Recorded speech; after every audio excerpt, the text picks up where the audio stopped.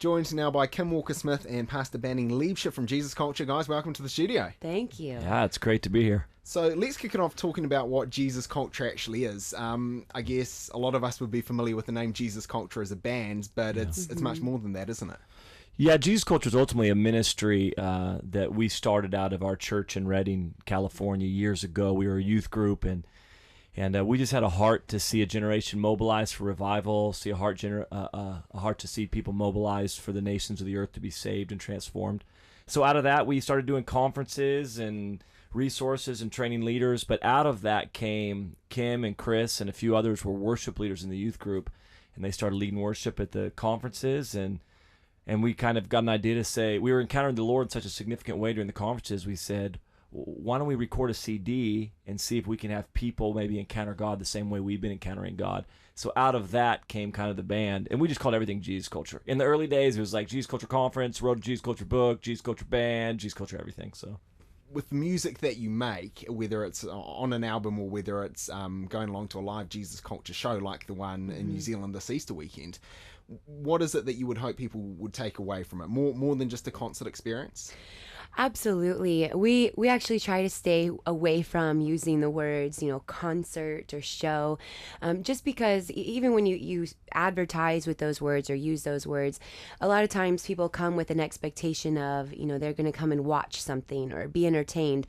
And our goal always, every single time, is that people encounter Jesus, that people go into his presence, that they have real encounters with him, and that they worship Jesus, that they fall more in love with Jesus, that they leave talking about Jesus and not necessarily, how awesome the band is or something like that, What's the best part of what you guys do?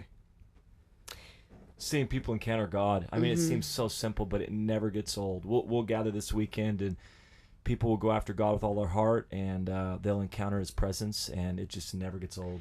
My favorite moments are in worship, and I can look out, and especially when it's these like really young kids, and I see them like with their hands raised and tears coming out of their face. They're just falling so in love with Jesus. That gets me so excited. Those are the best moments. In terms of, I guess, some of the experiences you have, because it must be a lot of fun to travel around and to lead worship in all these different places around the world. I mean, where we are right now in New Zealand is a long way from where you guys live. Yes, it is. There's a long flight. It's very long flights. Yep, you made it through. You feeling it a little bit? Just a little. What's the best part of that? Like, do you have any highlights, any particularly memorable experiences that stick out where you're like, yeah, this is really fun traveling around? One of the best memories I have of traveling to a foreign country is we were in Germany, and we were leading worship, and the crowd that we were with, I think probably, if I had to guess, maybe half of them actually spoke English, and the rest maybe could understand it, but not really speak it. Yeah, English.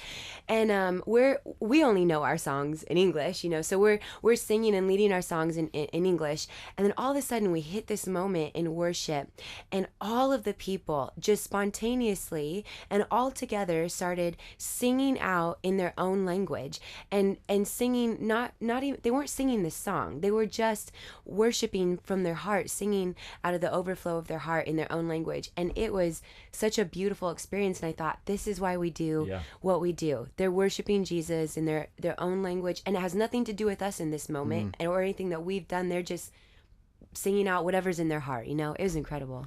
That's amazing. We had a moment in Brazil, which this stuff happens everywhere. The thing that impacts me the most is that it doesn't matter where we go in the world. People are hungry for God. They're passionate about Jesus. They just want to worship. And we were in Brazil. It rained all day, freezing cold. The team's up there. It's an outdoor venue. They maybe had about 12,000 come. You could see my breath while I was singing. That's how cold it was. They don't speak English at all. Yeah. And Chris did the first chord of Your Love Never Fails, and the entire crowd in English at the top of their lungs started singing that song. And it was one of those moments where, like, it doesn't matter where you go in the world. God's doing the same thing in every nation all around the world. There are people that are hungry, that want to lift up the name of Jesus. It's pretty amazing. Yeah.